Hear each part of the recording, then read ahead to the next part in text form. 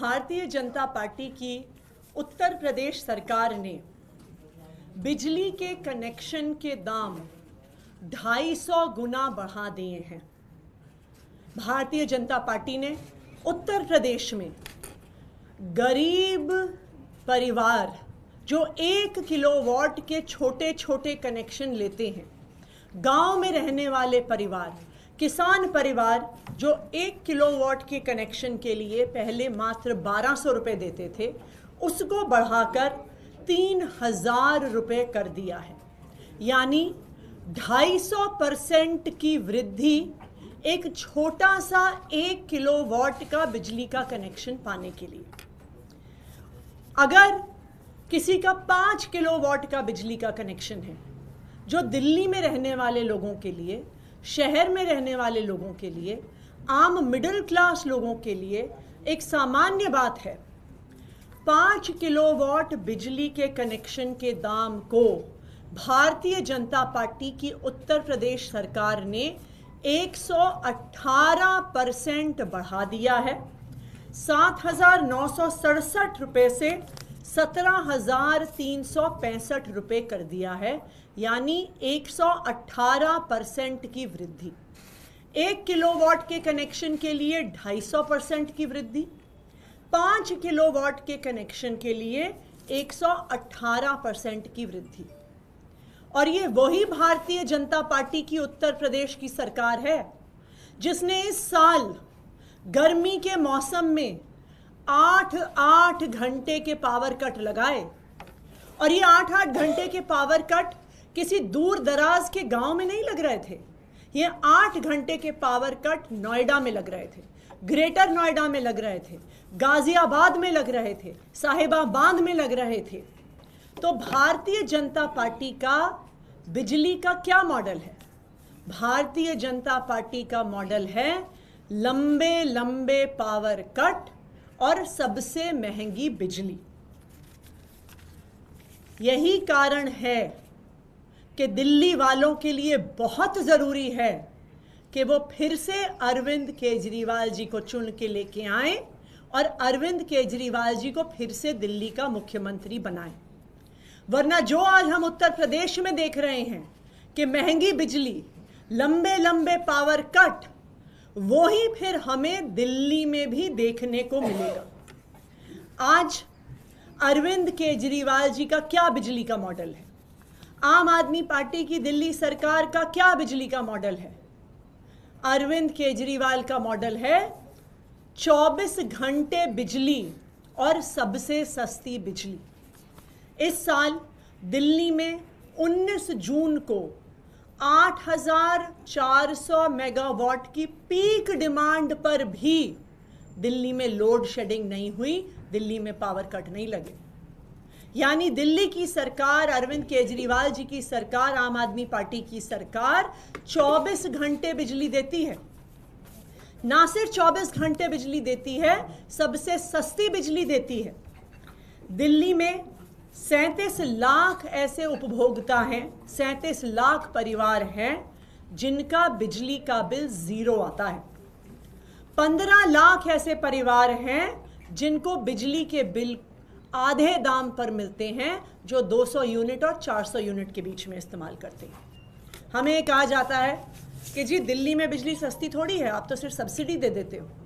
इसीलिए मैं आपके पास आंकड़े लेकर आई हूं कि 400 यूनिट के ऊपर का बिजली का बिल, जहां पर दिल्ली की सरकार कोई सब्सिडी नहीं देती, अगर आप उसको भी भारतीय जनता पार्टी शासित सरकारों से कंपेयर करेंगे तो दिल्ली में सबसे सस्ती बिजली मिलती है। 400 यूनिट का बिल दिल्ली में 980 रुपए का आता है। वही 400 यूनिट का बिल गुजरात में, अहमदाबाद में 2044 रुपए आता है। हरियाणा में, गुड़गांव में, जहां पर भी भारतीय जनता पार्टी की सरकार है, 2300 रुपए आता है। उत्तर प्रदेश में 2900 रुपए आता है, मध्य प्रदेश में 3800 रुपए आता है और महाराष्ट्र में 4,460 रुपए बिजली का बिल आता है। यानी मध्य प्रदेश में, महाराष्ट्र में, जहां पे भारतीय जनता पार्टी की सरकारें हैं, वहां पर 400 यूनिट बिजली का बिल दिल्ली से 4 गुना ज्यादा आता है।